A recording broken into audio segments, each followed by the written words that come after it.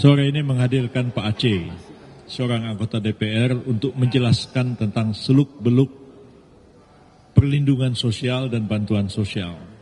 Kami ini bukan mau melawan pasangan pemohon 1-2. Kami ini datang hanya ingin ngasih tahu.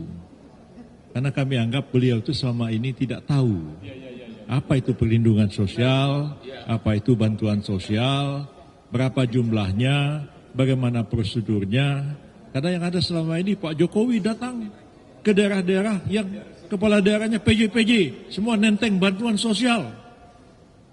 Setelah diterangkan semua bingung. Ya. 484 triliun, 492 triliun, itu 250 triliunan bantuan sosial, termasuk perlindungan sosial itu habis untuk subsidi BBM dan subsidi listrik. Nah, subsidi BBM dan listrik itu kan tidak dikasih duit orang itu. Tapi misalnya dia harus beli BBM 10.000 1 liter. Tapi cuma bayarnya 7.000, 3.000-nya dari mana? Itu disubsidi. Nah, apa orang yang beli bensin itu bilang, kamu pilih Gibran ya. Siapa yang ngomong begitu? Kan gak ada yang merasakan, gak ada yang tahu. Begitu juga dengan bantuan-bantuan sosial yang sudah dianggarkan. Yang selama ini, yang kemarin menggebu-gebu Daman Huri dan lain-lain itu ngomong, ada peningkatan yang luar biasa melalui El Nino, bantuan El Nino, nah, segala macam. Setelah dicek datanya, nggak ada perubahan yang luar biasa. Ada peningkatan 12 triliun, ya. Siapa yang mengajukan peningkatan 12 triliun melalui automatic adjustment? Menteri Sosial. Menteri Sosial itu partainya apa? PDIP. Semua dibuka. Ini suratnya dari Menteri Sosial. Minta ada automatic adjustment terhadap El Nino. Nah, bantuan El Nino itu bagaimana caranya? Itu ditransfer melalui bank. Karena data orang yang menerima bantuan sosial sudah ada. Dan mereka tuh sudah punya rekening. Dari zaman saya jadi menteri aja sudah tahu tuh caranya. Dulu ada BLT karena kenaikan BBM. Kata Pak Yusuf Kala, daripada orang itu pergi demo, kau tanya sama dia, kau mau pergi demo atau kamu pergi kantor pos?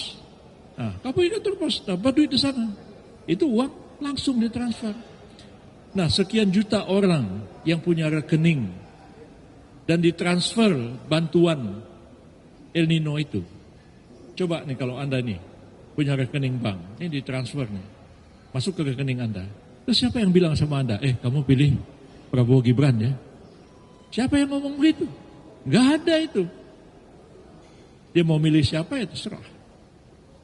Jadi naif sekali tuduhan-tuduhan selama ini. Mereka tidak mengerti dan tidak tahu tentang seluk-beluk perlindungan sosial dan bantuan sosial itu. Jadi kami hadirkan Pak Aceh hanya untuk mengajari mereka, ini loh yang dimaksud perlindungan sosial, ini loh yang dimaksud dengan bantuan sosial. Apa mungkin orang dikasih subsidi BBM, subsidi listrik, terus ada yang listriknya terus ngomong, kamu pilih Prabowo Gibran ya. Terus dia beli bensinnya ngomong, pilih Prabowo Gibran. Siapa yang ngomong? Ditransfer uangnya melalui elektronik transfer, dikirim pakai Westel melalui kantor pos. Siapa yang ngomong supaya pilih Gibran, pilih Prabowo? Nggak ada sama sekali. Lebih banyak asal ngomong daripada pembuktian. Nanti habis ini ada 2 ahli kita hadirkan, Pak Kodari sama Pak Hasan Nasbi. Kita kasih panggung sama dia. Dia akan membuktikan dari hasil-hasil penelitian dan survei bahwa bantuan sosial itu tidak ada efeknya terhadap terpilihnya seseorang kandidat dalam pemilihan presiden. Dia raya nanti. Kita senang nih karena udah capek, lebih baik nanti habis buka puasa biar ada panggung buat Kodari sama Hasan Nasbi untuk menjelaskan, biar seluruh rakyat melek matanya tahu bahwa yang selama ini diomong-omongkan dalam sidang ini oleh pemohon 1 dan pemohon 2 itu lebih banyak narasi, tuduhan-tuduhan tanpa bukti sama sekali. Sore ini kelihatan tampangnya pada lemes semua. Setelah dijelaskan oleh Pak Aceh, lemes, nggak bisa ngomong apa-apa lagi. Dituduh ini El Nino untuk kemana? Tak tahu yang ngusul siapa? Bu Risma. Besok Bu Risma datang sini, silakan aja cecer. Suruh Bu Risma berdiri di sini. Bu, benar nggak Ibu yang minta yang melakukan automatic adjustment untuk El Nino sehingga terjadi peningkatan belasan triliun? Dan bagaimana caranya Ibu mentransfer uang itu kepada penerima El Nino? Biar Ibu Risma ngomong di sini. Biar semuanya tahu jelas, tidak asal tuduh, tidak asal ngomong aja. Silakan bos. Oke, karena ini sudah hampir selesai pemeriksaan saksi dan bukti, sebagai pengacara senior kami sudah bisa menyimpulkan sendiri dalam hati kami, tapi juga akan kami sharing kebahagiaan ini. Ya, permohonannya itu pertama menyangkut Sirekap, ya. Itu sudah terbantahkan karena ternyata Sirekap tidak dipakai sebagai acuan waktu keputusan pengumuman final suara. Padahal mereka selalu mengatakan curang. Berarti dalil gugatan mengenai Sirekap amblas. Kita dapat nilai 20. Ya udah 20 ya. Yang ketiga mengenai pejabat gubernur. Tadi sudah 4 pejabat mendatangkan semua ada dasar hukumnya, bahkan pernah digugat di MK. Mengenai PJ itu, pejabat kepala daerah, dan dibenarkan oleh MK. Oke? Tambah lagi nilai 20, udah 50 nilai kami dari tadi siang. Sore ini yang paling besar adalah menyangkut bansos. Benar-benar sangat mengejutkan. Nggak berkutik mereka satupun.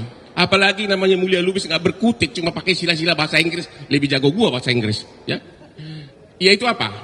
Ternyata mereka tidak sadari bahwa bansos itu hanya bagian kecil dari perlindungan sosial, Pelinsos. Pelinsos itu 400 triliun lebih. Untuk 2023 bansos hanya sekitar 90-an. Dan itu pun nambah, itu tadi oleh Bung Yusil sudah kata, yang datang ke DPR ke Komisi 8 justru Ibu Risma yang minta tambahan untuk El Nino. Kemudian mereka dengan saksinya nggak tahu dari mana asalnya bilang bahwa Jokowi melakukan korupsi karena mengambil sisa anggaran dari kementerian lain untuk Pelinsos atau bansos. Ternyata di Undang-Undang APBN itu boleh, semuanya boleh. Ya, jadi dari bansos tadi hakim juga tadi pendapatnya juga semuanya mengarah tidak membantah.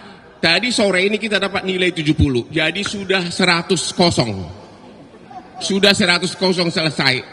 Ya, jadi kenapa? Sudah 100 kosong. Jadi makanya saya sendiri mungkin akan pulang sudah tenang, sudah 100 kosong, 01. Yang satu lagi, yang sayang tadi si Bambang nggak ada. Yang suka bilang gua hot man katanya. Ternyata kalau Jokowi datang ke daerah itu bagi-bagi sembako bukan dari kantong pribadi, tapi itu dari DTKS, dana kesejahteraan terpadu dari Kementerian Sosial yang nama-namanya sudah ada. Hanya Jokowi secara simbolik di 20 titik membagi-bagi, tapi dari bansos yang sudah masuk dalam anggaran, dan mereka tidak tahu itu. Jadi kalau ke daerah Jokowi itu bukan pakai duit sendiri, itu dari yang sudah ada di anggaran, bahkan namanya pun ada di daftar di TKS tadi itu, daftar terpadu yang sudah disetujui. Jadi semuanya sudah gugur. Saya sudah bisa pulang sebentar lagi dengan tenang. Sayonara Bambang, sayonara siapa lagi? Hah? Apa?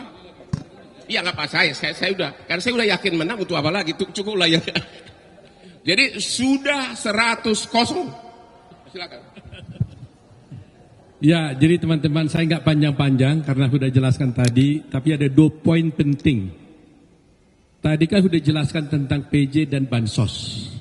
Saya hanya ingin memberikan bukti saja dengan adanya sidang hari ini bahwa tadi Pak Aceh atau Pak Wilchard ya, satu lagi siapa yang tadi? Pak Wahid ya, Pak Wahid atau Pak Wilchard mengatakan bahwa ini kan di Komisi 8 yang membawahi tentang bansos ini, ya kan?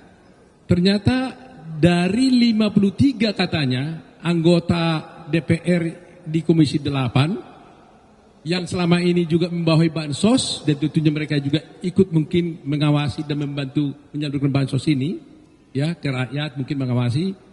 Ternyata dari 53 itu yang terpilih menjadi DPR kembali sekarang ini hanyalah 21 ya. Menurut saya lebih kurang begitulah. Tapi lebih banyak yang tidak terpilihnya. Ya, inilah suatu bukti nyata bahwa bansos itu tidak berpengaruh apapun terhadap elektoral dari seseorang untuk terpilih atau tidak. Jadi ya. Kedua, nah ini nanti Anda harus tunggu ini. Di akhir persidangan tadi, kami sudah menanyakan melalui majelis hakim kepada pemohon 1 dan pemohon 2. Sudah berjalan perkara ini sekian lama. Saksi-saksi sudah diperiksa begitu banyak. Bukti-bukti sudah diperiksa sekian banyak juga. Lantas kami tanya melalui majelis hakim, karena ini adalah sengketa pilpres, yang intinya adalah sengketa tentang perhitungan suara hasil pemilu. Saya tanya, sekarang sebenarnya berapa sebenarnya jumlah suara yang diperoleh oleh pemohon 1, pemohon 2, yaitu paslon 1 dan paslon 3, ya, berapa jumlah suaranya dan berapa yang menurut mereka jumlah suara yang tidak benar terhadap kami punya, dan berapa sebenarnya yang benar menurut mereka. Kan ini intinya kan? Gak bisa dong bilang saya diskualifikasi Anda, tapi dia sendiri gak bisa buktikan dia suaranya sebenarnya berapa. Gak mungkin itu. Nah ini tadi terpotong, mungkin hakim akan memberikan kesempatan untuk menjawab itu nanti sehabis sekarang ini. Tunggu, jadi belum selesai di permainannya ya. Kita tunggu, ya tunggu. Berapa suaranya ya? Oke. Gini. Untuk merayakan 100 ini, itu harus gaya Hotman Paris semuanya. Ayo.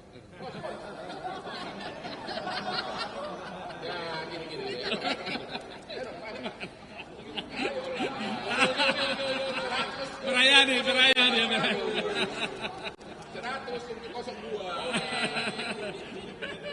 Secara de facto. Tapi gak ada cincinnya gimana? Secara de facto ya. Itu udah. Bikin cincin dulu. Oke, makasih teman-teman. Sampai nanti ya. Masih ada sesi lagi, satu lagi. 2 ahli lagi.